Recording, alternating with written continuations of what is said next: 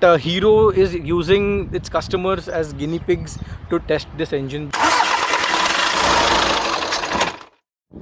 Hey guys, I'm Aditya and I'm on the outskirts of Mumbai. It is a little windy, little sunny, little gloomy sometimes in the middle, and I'm here to film the long-term review or the long-term ownership experience of the Hero Xpulse 200 that's standing just behind me.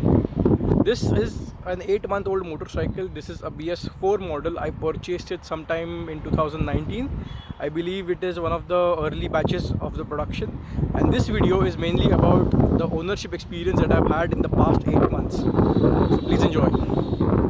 Okay, so it's gonna be a little windy because I'm on the outskirts and you might hear some traffic, but bear with me please. So I'll just cut the chase and get to the matter. This motorcycle has more pros and less cons, so that ideally makes it a good motorcycle to buy. But here's the thing, I will not really suggest you to rush into buying this motorcycle at this very point, because this motorcycle needs some bits of corrections here and there, and they might not matter to you immediately, but in the long run probably that could be a worrisome issue. Okay, so the motorcycle retailed at around 1,35,000 on road Mumbai. That is with zero depreciation insurance. And the thing is, the insurance that you get nowadays is a straight 5-year-old package. So you have to buy the best insurance that you have, or else you'll be stuck with the same insurance for the next 5 years. So that sort of made the motorcycle a little expensive. It went up to 1,35,000 on road Mumbai. Other than that, this is actually my daily motorcycle. And because of the lockdown, I am not able to ride the motorcycle as much as I wanted to, but now that we are sort of in the unlock phase, I am getting more and more opportunities to ride this motorcycle. Okay, to begin with, this motorcycle actually has a very good handling character. I would say it is down to the very flexible and a forgiving platform that this motorcycle uses. And also the suspension setup, it's more towards the dirt, so that actually helps in compensating for the road conditions that we have in India, or Mumbai to be very, very specific, because that's where I've been riding this motorcycle a lot. But the trouble comes in when the suspension calibration is not particularly in tandem with the ABS calibration. So there is a lot of buzzing noise from the ABS motor, and that could be just annoying, plain bare bones annoying, because whenever you go over a speed bump, the ABS sort of recalibrates itself with the sensor, so to give you the best form of safety. That's the right way, that is how it is supposed to be done. But here's the thing, it sort of becomes more and more annoying, and for that very little fraction of moment when the ABS is calibrating itself, the brake sort of becomes inefficient, or the brake lever doesn't particularly work for giving you the right amount of braking that you need at the moment. I say this in very specification because I have actually crashed my motorcycle into a tempo because of a speed bump. The ABS sort of recalibrated itself, and I could hear the buzzing noise and I could feel the buzz of the ABS motor on my lever, and that is exactly when I sort of bumped into the tempo in front of me.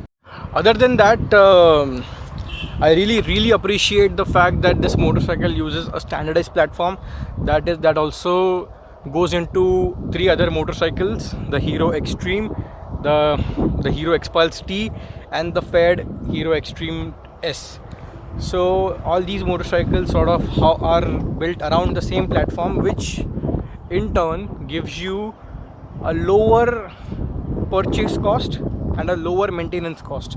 And now, speaking about the maintenance, the Hero Xpulse actually has a very low maintenance. Even though the service cost is really cheap, the service intervals are not that generously spaced. You have to service your motorcycle every 3,000 kilometers, and that is quite soon, if you ask me. Or even for the segment, servicing a motorcycle under 3,000 kilometers or within 3,000 kilometers is too early and could result into an expensive affair, because you could do 3,000 kilometers every month. So if essentially you will have to service your motorcycle every month, and which will result in having 12 services a year. That's not really a cheap affair then, right? And even though if this motorcycle has a cheaper service cost, I don't know how the component cost would be. I have a friend who has already replaced the brake pads on his Xpulse 200 and they are relatively expensive, and that's down to the fact that these are Nissan brake calipers and they use a pedal disc. So the brake pads that the Nissan caliper would mount or would house are in particularly expensive for the segment. And even I believe the mono suspension unit of the Xpulse was an expensive component. I believe it retailed for somewhere close to 7,000 rupees, and that is really expensive. Now I don't know how much would the suspension components of this motorcycle would cost, but it if it is expensive, I don't really think so. It makes a lot of sense. Like it would exactly be like how the KTM 390s are. They are not. They were really cheap to buy, but then every single component of the motorcycle is sort of expensive. Like the tires would cost you somewhere close to 12,000, 15,000. The brake lever on my RC390 costs me around 2,500 rupees. So one of those things. What I don't like is the fact that the chassis of the motorcycle has a scoop in it, and that is the scoop is to house the exhaust header. So that's not really wise of Hero, right? Because you cannot. I mean, obviously they must have thought something through, but more or less that looks like an afterthought. The exhaust header that goes through or cuts through the chassis frame, it's not really a wise thing to have on your motorcycle, right? Okay, now speaking of the engine of this motorcycle does not in particularly make it feel like a 200cc motorcycle, because the 200 class that we have in India sort of has benchmarked the whole segment in a way where we see the Duke 200s, the NS 200, RS 200, Apache RTR 200, or even the Pulsar 220 for that matter. Even those motorcycles are really potent. But considering the Xpulse 200, I do not think this motorcycle actually rides like a 200cc motorcycle in general. Rather, it feels like a very fast or a very potent 150cc motorcycle, and that's only because it has relatively less power at disposal. The power figures are really low when you compare them to the segment. It is just that it has a very torquey drivetrain, or the mechanical energy that it scavenges from the engine is a very well executed factor of this very motorcycle. So the drivetrain of this motorcycle is a little different. The driven sprocket at the back has one tooth more than its siblings, the Hero Extreme 200 S and the Hero Xpulse 200T, all those motorcycles. But here's the thing, that sort of limits its top speed up to only 125 kilometer per hour. Although it may sound a lot when someone would say that on paper, the 125 kilometer per hour top speed is not in particularly very fast, especially when you have motorcycles in the segment that can do somewhere north of 150 kilometer per hour. And that only goes to say that the whole cruising factor of this motorcycle is just very weak, because the motorcycle is very comfortable when you're at 90 or 95. As you go above 100 kilometer per hour, the engine starts feeling out of breath. Over 115 kilometer per hour, the motorcycle has already lost all its accelerating capacity, and then when you go close to 120 kilometer per hour, you only get the feeling that you will be harming the engine more and more as long as you stay on this rev band. So that's not in particularly the right thing to do. Another issue that I face with this engine is the fact that the gearbox is not in particularly that sharp. There is a lurching effect in the fifth gear that more or less eats into your basically acceleration. However, the forward pacing capacity in the fifth gear is evident. It's very strong, given the fact that the drivetrain is a very close ratio drivetrain. But but this trouble doesn't in particularly seem to be of the gearbox. This is more or less with the clutch pack. You see, the clutch engages and disengages, not completely, just hints of engaging and disengaging in the fifth gear, and sort of makes a lurching effect. And that sort of is a problem when you're on the highway, because sometimes you fall short of power unexpectedly. There is a strong sense of feeling that this engine is still in a very testing phase, that Hero is using its customers as guinea pigs to test this engine, because this engine is not in particularly a rev happy engine. The harder you rev, the more unpleasant the engine gets. It sounds very annoying or very harsh, and it cannot sustain high revs for a longer period of time. If you're ripping the motorcycle for a long period of time, there have already been a few cases of engine seizing.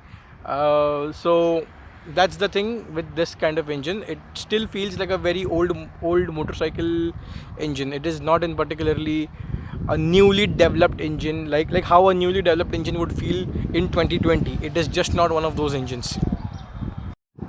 And the engine doesn't feel new. It's because this engine desperately needs a forced cooling mechanism. It needs something like a liquid cooling or minimum of an oil cooling. The air cool does not really cut it, because this engine is not a rev happy engine in its nature. The engine design or the engine construction is not one of those that will sustain high revs for a longer period of time. It will blow off something of one of the components for sure, because this one time I was riding my motorcycle really hard for a long period of time, and then sort of the engine developed a new tappet noise.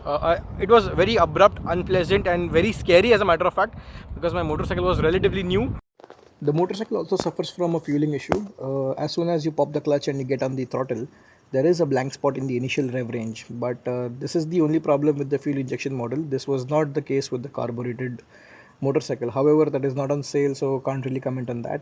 But the fueling of this motorcycle needs some improvement. That said, there is a very good possibility that the BS6 Hero X Pulse could actually have a different fuel map, because it will run on a fuel map that will be compliant with the BS6 fuel. So this seems to be the problem with the current existing X Pulse owners, and the new one will actually get the new owners could actually get a better fuel map, or a more reliable fuel map per se. Okay, even though this motorcycle actually has the largest sprocket and a limited top speed, that in turn gives you a very nice mechanical traction throughout the rev range, even in the overdrive gear. So even when you're in the fifth gear, you don't necessarily need to downshift to get torque on disposal. The mechanical torque is sufficient enough to get you going from whatever speed you're cruising at. Okay, the motorcycle actually faces some quality issues. Let me elaborate on that. So when I had done somewhere around 500 or 600 kilometers, the engine gasket sort of blew itself. I mean, it may be because I was riding the motorcycle relatively hard or what, but the engine gasket blew. The oil started leaking through it, although it was covered under warranty, and I believe the chap said Hero were already prepared for one of this malfunction, because this job was rectified under 20 minutes. They replaced my engine gasket in 20 minutes, so I think they are aware of this malfunction. So I do not think so it is something to be to worry about. Also, I'm noticing some rust development in some places where there is exposed metal, but I think so those things will be covered under warranty. Although I would just like to bring into your notice that there is rust development in an 8-month-old motorcycle, and this is before the monsoons even arrived. So why the rusting issue worries me is because this is an adventure motorcycle, or basically a dirt motorcycle, or people would mainly use this motorcycle to ride off-road or somewhere unusual places, and that will not necessarily be dry. So all those things will eventually lead to more rust. So that is something Hero should have taken care about. So rusting issue amplifies more. I think that is something that you need to worry about. Although the motorcycle does not like going above 100, it is acceptably efficient.